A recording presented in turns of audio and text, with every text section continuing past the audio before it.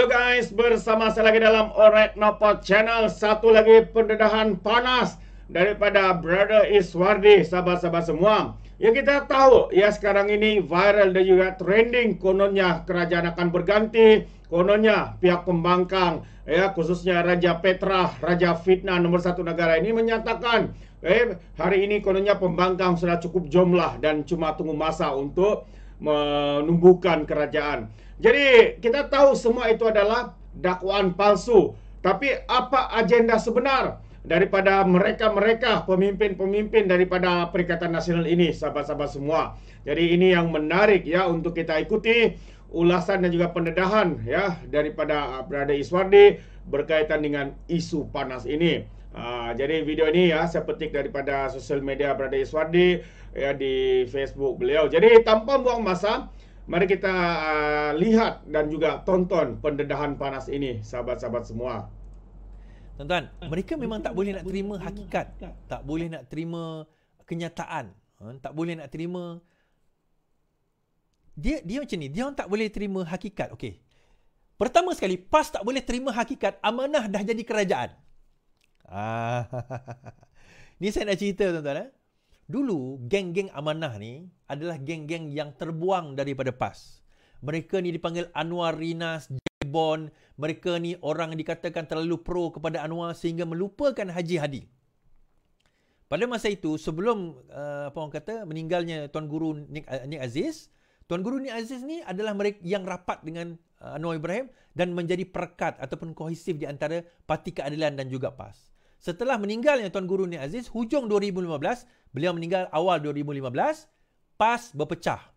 Dan golongan-golongan seperti Arwah Salahuddin, Mahfuz tadi, Dr. Hatta, Ustaz Ahmad Awang, Mat Sabu, Adli dan sebagainya, dan pimpinan-pimpinan PAS yang sebelum ini di dalam PAS telah dihalau keluar, telah dipecat, telah dikeluarkan sehingga tertubuhnya amanah. Dan mereka kata, kita boleh berjaya tanpa PKR, tanpa DAP. Kita boleh berjaya. Apa yang berlaku bila amanah tertubuh, dia ingat habislah politik karier diorang ni. Sebaliknya tuan-tuan, bukan setakat habis. Boleh menang PRU 18. Itu yang diorang jaki. Itu yang PAS jaki tu. So, bila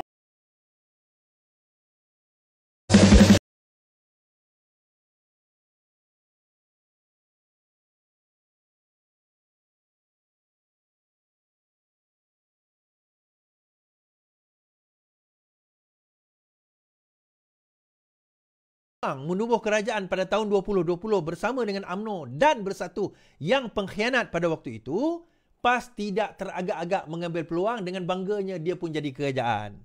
Dan saya gelakkan Tuan Ibrahim Tuan Man masa tu. Jadi Menteri Alam Sekitar kan. Okey, tak apa.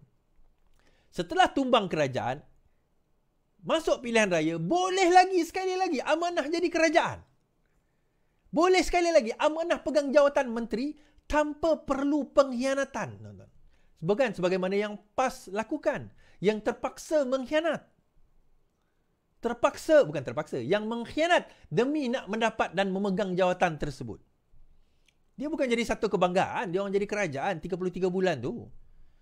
Jadi kerajaan 33 bulan tu pun apa yang dia orang buat? Hudud pun tak boleh nak laksana. Bukan hudud lah, RU 355 pun dia orang tak boleh nak amend. Atas alasan, COVID. Tetapi wang bilion-bilion jalan. Tak ada isu. Dan 2 hari lepas ke semalam, apa yang berlaku tuan-tuan? Kita cerita macam ni. Dia kata, langkah Dubai. Jumpa agung. Saya kata tak ada langkah Dubai tu. Langkah Dubai, jumpa agung, bla bla bla bla bla. Duit masuk, cerita sebagainya. Alright. Rupanya tak ada langkah Dubai. Dia orang kata bukan langkah Dubai. Dia orang nak serahkan SD 120 orang tanda tangan ni kepada Yang di-Pertuan Agong. Sebab kita nak kena tukar kerajaan anytime. Baik. Akhirnya Sultan Ibrahim, bakal Yang di-Pertuan Agong yang akan naik, bertitah. Sultan Ibrahim tidak terima mengadap sehingga 31 Januari. Sultan Johor Sultan Ibrahim tidak akan terima menghadap mulai hari ini sehingga baginda mengangkat sumpah sebagai Yang-di-Pertuan Agong pada 31 Januari depan. Bagi mereka, ini melainkan majlis yang besar yang telah ditetapkan serta sesi mingguan bersama Menteri Besar Johor. Bermula sekarang sehingga saya mengambil sumpah, saya tidak akan menerima apa-apa permohonan untuk menghadap. Dalam tempoh berkenaan, saya ingin meluangkan masa kualiti bersama dengan keluarga saya. Okey, alright. Sebelum menjalankan amanah dan tanggungjawab yang besar. Now, apa signifikasi dari yang di-Pertuan Agong Sultan Johor ni bercerita tentang menghadap baginda? Signifikasinya begini. Malam ni saya cerita. Yang ni tak ramai orang cover, saya cerita malam ni. Signifikasinya begini. Yang di-Pertuan Agong sekarang, Sultan Pahang, ada 2 minggu lagi. Ada 2 minggu lagi untuk jadi yang di-Pertuan Agong. Lebih kurang lah. 2-3 minggu lagi lah. Dan bila jadi 2-3 minggu ni, baginda tu sebenarnya dah packing dah. Yalah, dah kira nak hand over je. So, baginda tak, bagi saya dia just perkara-perkara mungkin lah. Perkara-perkara yang penting saja. Ada orang kata, Anwar tak boleh jumpa dengan Agong. Tuan-tuan, yang bercakap tu Sultan Ibrahim, bukan Agong. Anwar tetap jumpa Agong setiap minggu sebab dia Perdana Menteri. Memang kena jumpa Yang di-Pertuan Agong menghadap setiap minggu. Yang hal-hal official macam tu, memang Yang di-Pertuan Agong tetap menjalankan tanggungjawab mungkin. Tapi yang mungkin kecil-kecil, Yang di-Pertuan Agong ni ada 2-3 minggu lagi. Jadi apa yang mereka lakukan? Mereka bukan nak jumpa Yang di-Pertuan Agong. Bukan nak jumpa Sultan Pahang. Mereka nak jumpa Sultan Ibrahim. Kenapa? Kalau SD ini jadi, dia nak serahkan SD ini kepada Sultan Ibrahim, kerana lepas ini 5 tahun akan datang, Sultan Ibrahim yang akan jadi Agong. So, apa-apa penyelesaian kepada masalah pertukaran kerajaan akan melalui Sultan Ibrahim. Kalau pergi kepada Sultan Pahang, baginda tengok, baginda akan kata, saya tak boleh jadi, saya tak jadi Agong lagi, benda ni mungkin berlalutan 2-3 bulan. Takkan dia nak hand over pula kerja itu kepada Sultan Ibrahim? Kalau nak, kena hand over kepada Sultan Ibrahim lah. Dia tak cakap. Ini konon-kononnya. Macam tu lah. Ini naratif yang kita boleh bayangkan lah. Yang kita boleh bayangkan ialah baginda pun dah bukan bersara. Dah nak step down sebagai Agong. So sebab itu kenapa orang pelik. Kenapa Sultan Ibrahim yang bertitah? Bukan dia Agong. Sebab dia bakal jadi Agong. Nak serah SD tak boleh pada Agong sekarang. Nak serah SD kena pada Agong yang akan datang yang baru. Sebelum yang di-Pertuan Agong yang baru tu naik, baginda sudah bertitah. Close door. Jangan jumpa saya atas urusan-urusan yang tidak sepatutnya, melainkan jumpa Menteri Besar 2 minggu ni. So lepas tu bolehlah dia jumpa Is. Tuan-tuan tak faham signal. Tuan-tuan tak faham signal. Betul, lepas tu memang boleh jumpa. Tapi adakah bermakna dia akan setuju? Itu yang pertama. Now, tuan-tuan, di belakang yang di-Pertuan Agong kita ni antaranya adalah peguam negara. Dia ada peguam-peguam baginda mereka sendiri yang akan memberi hikmat nasihat. Yang pertama dulu syaratan dahulu, berkemungkinan kita tak ada presiden. Masa tu kita tak ada orang kata duluan terhadap kes tersebut. Jadi baginda pun mungkin, dan bukan baginda je, legal team dia pun tak ada. Tetapi the second one ini, yang pembentukan kerajaan YDPA ni, kita nampak bahawa ada. Baginda dah nampak dah bagaimana cara melakukan perkara tersebut. Now, bila datang yang sekali lagi ni, kita kena ingat satu perkara. Ada akta anti lompat parti. Tuan-tuan, kalau dia datang dengan SD, katakan. Okay, ini simulation dahulu. Dia datang dengan SD. Dia kata SD ni 20 orang ni, 120 orang ni menyatakan sokongan kepada si Fulan bin si Fulan menjadi Perdana Menteri. Maksudnya mereka hilang sokongan kepada Perdana Menteri yang ada sekarang. Perkara pertama yang perlu dilakukan oleh, ini yang saya boleh agak lah, yang boleh dilakukan, bukan perlu, yang boleh dilakukan oleh di-Pertuan Agong yang baru nanti, ialah baginda boleh berkata, untuk merealisasikan SD ini, kamu kena melakukannya di dalam Dewan Parlimen dengan mengandalkan undi percaya atau undi tidak percaya. Baik. Now, baik. So macam mana di dalam parlimen? Kenapa mereka tak nak masuk parlimen je? Kan senang masuk parlimen, buatlah undi tak percaya. Undi tidak percaya dibawa oleh kebanyakannya oleh pembangkang. Usul dibawa pembangkang ni dia akan jadi private bill. Dia akan duduk bawah sekali. Dan most of the time tak akan dilayan oleh speaker. Sebab ada yang tanya saya, boleh tak speaker layan usul tidak percaya daripada pembangkang? Jawapan saya boleh. Dia bukan tak terima, dia terima. Tapi dia letak bawah sekali. Usul kerajaan akan pergi dahulu. Okay. Yang the quickest way adalah usul itu dibawa oleh ahli parlimen kerajaan. Sebagaimana yang berlaku di Perak, sebagaimana yang berlaku di Sarawak bersama dengan Mendiang Kalong Ningkan. Mendiang Kalong Ningkan, usul tidak percaya itu datang daripada ahli parlimen kerajaan. Sebagaimana juga berlaku di Perak, usul percaya, undi percaya itu datang daripada wakil UMNO di DUN Perak. Last term, ingat tak yang Peja jatuh tu? Daripada kerajaan. So, bila datang itu, soalan dia siapa nak bawa usul undi percaya atau tak percaya ini? Daripada pihak kerajaan. Itu persoalan dia. Siapa nak bawa? Katakanlah daripada UMNO. Okay? Daripada UMNO bawa. UMNO telah menandatangani perjanjian dan menggubal undang-undang perlembagaan. Sesiapa saja yang mengemukakan pendapat ataupun pandangan bercanggah dengan parti dikira telah lompat parti. Itu yang pertama. Dan sekiranya mereka berlaku demikian, mereka kena bayar 100 juta ringgit. Ada seorang lawyer lah, so-called lawyer ni dalam TikTok saya dengar dia kata, oh, agreement itu tidak valid kerana itu anti-demokrasi. Saya nak bagi tahu, agreement yang sama kami sign dengan Zuraidah. Dan Zuraidah sekarang ini kena denda masuk mahkamah, kena bayar 10 juta ringgit kepada Parti Keadilan Rakyat. Sebab apa? Saya kata mahkamah telah menentukan bahawa undang-undang atau perjanjian tersebut dikira valid. Perjanjian yang mengatakan kalau lompat kerana menggunakan, bukan kerana lompat dia, tapi sebab dia menggunakan logo dan itu kontraknya, maka Zuraidah kena bayar 10 juta ringgit. So kalau itu dah ada duluan, mahkamah dah memutuskan. Dengan arti kata lain, boleh selepas ini, mana-mana ahli parlimen yang menandatangani perjanjian 100 juta itu boleh didakwa.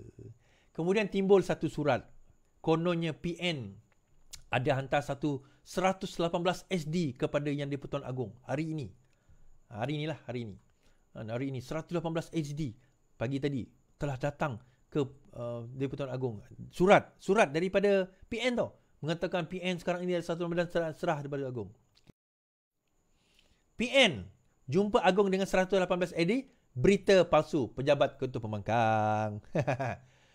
Pejabat Ketua Pembangkang Hamzah Zainuddin menafikan kenyataan tular yang mendakwa Yang di-Pertuan Agong telah berkenan menerima menghadap 118 ahli parlimen yang menyokong PN bersama-sama dengan akuan bersumpah mereka. Ini berita palsu.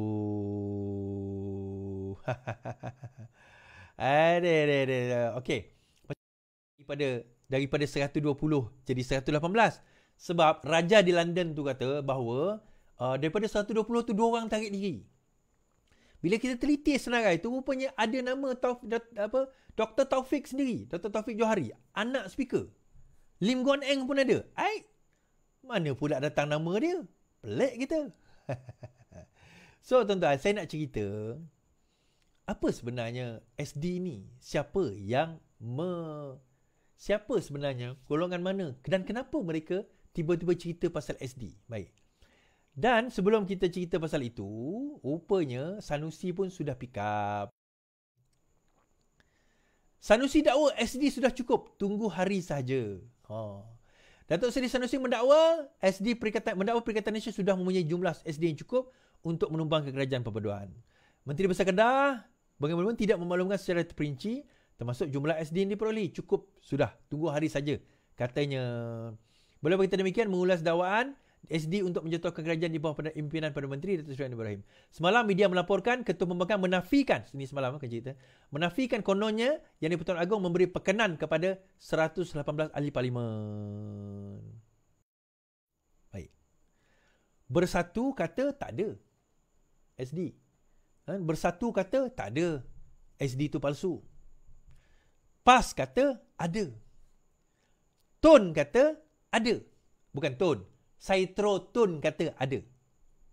Jadi, apa yang kita boleh conclude dekat sini, tuan-tuan? Apa yang kita boleh nampak dekat sini? Apa yang kita boleh nampak dekat sini? Dia sebenarnya macam saya kata itu. Saya nampak, lepas saya fikir sehari ni kan, semalam saya fikir, hari ni saya fikir, kenapa?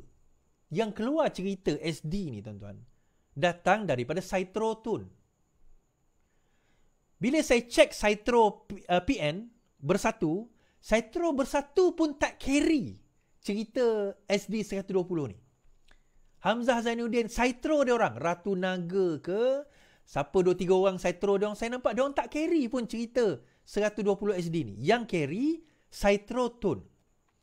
Bila saya teliti balik, rupa-rupanya dia orang sudah dapat maklumat bahawa Chronitone dan anak tone sedang dan sudah pun disiasat oleh SPRM. Tuan-tuan perasan tak? Cerita kerajaan nak tumbang hari Jumaat tu jatuh hari yang hampir sama pada bangunan Ilham disita.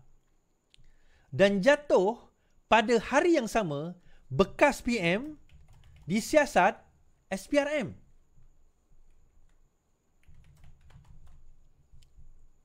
Bekas PM disiasat SPRM. Dan dalam laporan tersebut, bukan setakat bekas PM, anak-anaknya juga dikatakan disiasat oleh SPRM. Saya baca balik berita tersebut. Ni minggu lepas punya berita. SPRM panggil bekas Perdana Menteri Ketua Sulit minggu ini. Seorang bekas pemimpin tertinggi kerajaan dan sesulitnya dipercayai akan dipanggil SPRM dalam minggu ini. Beliau antara bekas pemimpin tertinggi kerajaan sedang disiasat kerana disyaki memiliki aset perniagaan daripada hasil meragukan. Satu sumber mendedahkan kepada utusan Malaysia, siasatan dijalankan juga terhadap kekayaan dimiliki ahli keluarga pemimpin tertinggi berkenaan, termasuk anak-anak dan isterinya. Sumber berkata penaung kepada sebuah syarikat yayasan itu didakwa telah menyalahgunakan dana kerajaan dengan memberi projek melibatkan dana awam kepada individu itu ketika beliau memimpin negara semasa pandemik COVID-19. Okey, yang ni mungkin bukan bukan Tun Mahathir. Namun begitu, dekat bawah ni dalam perkembangan berasingan. Yang tu tadi kita cerita 2 PM sama ada Muhyiddin ataupun Ismail Sabri. Sumber berkata SPM juga telah menjalankan kesiasatan terhadap seorang lagi bekas pemimpin tinggi disyaki menggunakan dana kerajaan bagi menyelamatkan perniagaan anaknya sehingga menyebabkan gergasi petroleum negara kerugian lebih 500 bilion sehingga 1979. Kenapa tujuan dia orang ni nak dalam kes ini keluar? Cerita ni tak blow up, tuan-tuan, tak meletup. Cerita ni tak meletup. Tiba-tiba yang meletup cerita apa? Cerita 120 SD tu. 120 SD tu meletup. Cerita ni tak meletup. Dan siapa yang kenal Mahathir, dia tahu. Kelebihan Mahathir adalah dia pandai media diversion. Saya bagi contoh. Peristiwa Memali tahun 80-an. Untuk apa, tuan-tuan? Pada masa itu, dia ada konflik dengan timbalan dia. Tun Musa Hitam. Pada masa itu, dia ada konflik dengan Musa Hitam. Dia pergi ke luar negara. Musa Hitam buat keputusan. Akhirnya Musa Hitam yang jadi kambing hitam. Dalam kes Memali. Sedangkan orang lebih suka Musa Hitam daripada Mahathir pada masa itu. In fact, bapak saya ada buku. Ditajuk buku itu adalah 2M. 2M ialah 2M. Saya tengoklah lebih kurang 2M. Tulisan Syed Hussein Alatas. M tu Mahathir dan Musa. Orang lebih prefer Tan Sri Musa, sekarang itu kot, daripada Mahathir pada waktu itu. Itu diversion. Saya banyak, kalau nak cerita diversion banyak. Ini cerita contoh. So bagaimana dia berjaya gunakan media, gunakan peluang, gunakan apa orang kata peristiwa untuk nak divertkan isu. Now, kita jangan nafikan Memali itu peristiwa itu berlaku, kematian berlaku. Tetapi adakah dia sebagaimana yang didakwa? Itu Memali. Tuan-tuan ingat tak peristiwa Al-Arkam diharamkan? Itu tahun 80-an, tahun 90-an. Al-Arkam diharamkan. Peristiwa itu berlaku. Al-Arkam itu masih ada, sampai sekarang masih ada. Tukar nama je. Tetapi bukan Al-Arkam itu baru wujud pada waktu itu. Al-Arkam itu dah wujud sejak daripada tahun 70-an, 80-an dah. Tapi kenapa pada waktu itu tiba-tiba dia diharamkan? Sebab Mahathir tengah struggle nak melawan sentimen agama yang dibawa oleh PAS. So dia nak tunjulkan ekstremism di dalam kelompok agama ini. Tahun 90-an. Dan rakyat percaya. 80-an pun rakyat percaya. Masuk tahun 2000. Apa yang berlaku tahun 2000, tuan-tuan? Al-Ma'unah. Kan? Al-Ma'unah pada waktu itu berlaku pada 2 Julai tahun 2000. Saya tak menafikan bahawa Al-Ma'unah itu berlaku. Saya bukan kata itu konspirasi kerajaan. Memang ada rampasan harta pula. Senjata dan sebagainya. Memang ada. Tetapi Mahathir guna peluang itu untuk blow up sehingga rakyat berasa khawatir dan takut. Akhirnya mereka bernaung di bawah Mahathir. Peristiwa apa berlaku tahun 2000 tuan-tuan? Reformasi. 1999. Masuk tahun 2024-23 ini, cerita dia terkeluar. SPRM mula menyesat.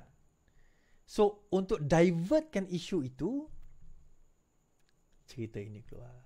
Dan saya perasan, dan saya tahu, di kalangan Saitro PN, Tun punya tim dan juga Bersatu punya tim, dia orang gaduh sekarang ni.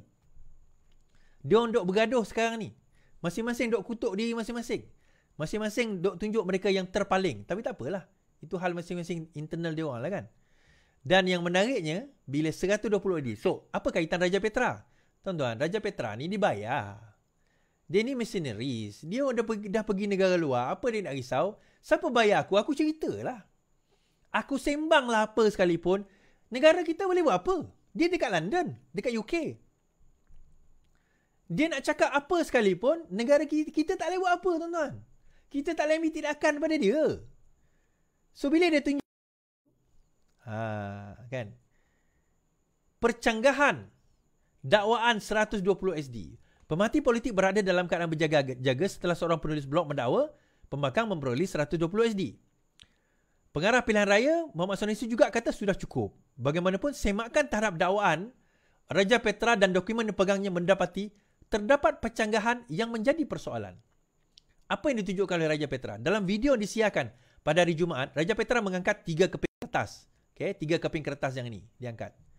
2 keping kertas pertama didakwa sebahagian daripada senarai 5 muka surat ahli parlimen yang telah menarik sokongan terhadap Anwar Ibrahim. Saya rasa ni kot. Yang ni, betul. Okay, yang ni lah, dua-dua tu lah.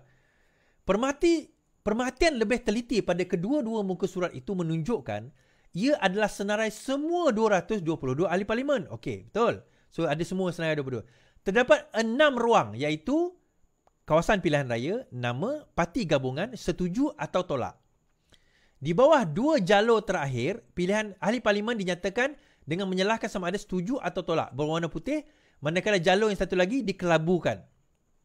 So, dekat situ dia tulis, UMNO 11 orang yang sign SD, MCA 2, MSC 1, total 14, Muda 1, Warisan 3, GPS 23, JRS 6, Sabah 1, Sabah 2, Bebas Sabah 2, PBM 1, total 37, so PN 72, total 123.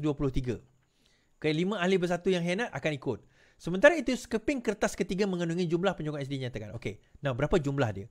Menurut kertas ketiga yang ditunjukkan Raja Petra, 14 daripada UMNO macam saya sebut tadi. Senarai yang dikatakan itu mendakwa Muda, GPS. Okey, macam saya sebut ya. Selanjutnya, senarai itu mendakwa 3 daripada 5 ahli parlimen akan menyokong. Total 123. Okey, fine. Siapa sebenarnya yang berpaling tadah? Alright. Walaupun keseluruhan senarai 123 ahli parlimen telah menandatangani SD tidak tersedia, terdapat gambaran dari 2 helai pertama yang ditunjukkan oleh Raja Petra. Ini gambaran ini. Gambaran ini nampak. Dia bila ditunjuk tu nampak. So, kita boleh pause dan kita boleh tengok. Senarai di sebelah kiri skrin adalah untuk Perlis, Kedah, Terengganu dan senarai untuk Pulau Pinang. Bagaimanapun, ia tidak menunjukkan sebarang perubahan dalam sokongan masing-masing. Sementara itu, di sebelah kanan, skrin sebelah kanan lebih sukar dibaca, tetapi dipercayai menunjukkan sebahagian Johor dan serta Sabah. Daripada senarai itu, sekurang-kurangnya, seorang ahli parlimen BN Johor didakwa menyokong pertukaran kerajaan mengikut senarai yang ditunjukkan. Walau bagaimanapun, lebih ketara bagi ahli parlimen Sabah. Ketiga-tiga ahli parlimen Warisan yang partinya berkod warna ungu disenaraikan sebagai menolak SD. Warisan dikatakan menolak, bercanggah dengan jumlah yang ditunjukkan oleh Raja Petra, iaitu dia kata Warisan ada 3. Tapi dalam senarai dia kata Warisan menolak. So, yang mana satu? Warisan terima ke Warisan tolak? Tiada seorang pun daripada ahli Warisan yang menarik balik sokongan kepada kerajaan paduan. Kata ahli parlimen Kota Belud, Munirah Majlis kepada Majlis Malaysia Kini. Sementara itu, senarai itu menunjukkan ada 6 ahli parlimen JRS serta 2 ahli parlimen BN Sabah didakwa menyokong langkah itu. Itu termasuk daripada ahli parlimen BN yang tidak senarai dalam pengiraan Raja Petra. Malaysia Kini cuba mendapatkan maklumat daripada mereka yang terlibat. Ketika dihubungi Presiden PBM dan ahli parlimen tunggal Larry Seng, dia tidak pernah didekati untuk menandatangani sebarang SD. Sebab dekat sini dia kata Alright guys, so itu dia pencerahan panjang lebar ya daripada Brother Iswardi, dan jelas menunjukkan bahawa apa yang dilakukan ya oleh geng-geng tebuk atap ini sebenarnya hanyalah ya membuat dakwaan palsu dan agenda mereka tidak lain tidak bukan ya mungkin ada di antara mereka yang takut ya dengan pendakwaan penyiasatan yang sedang dilakukan hari ini, sehingga itu mereka sanggup melakukan apa saja ya untuk menjatuhkan kerajaan ini, untuk menumbangkan kerajaan ini supaya mereka tidak menjadi kluster mahkamah. Itu sedikit tambahan daripada saya, sahabat semua. Bagaimana dengan Anda? Anda boleh berikan komen pandangan di dalam ruangan komen. Jadi terima kasih, sampai di sini saja. Izinkan saya untuk mengundurkan diri, dan seperti biasa peribahasa mengatakan, tak apapun kangkap, 2 ton keinginan. Dalam bahasa Melayunya, tepuk dada, tanya selera. Sekian daripada Orang Dapat Channel. Saya kita berjumpa lagi. Bye-bye.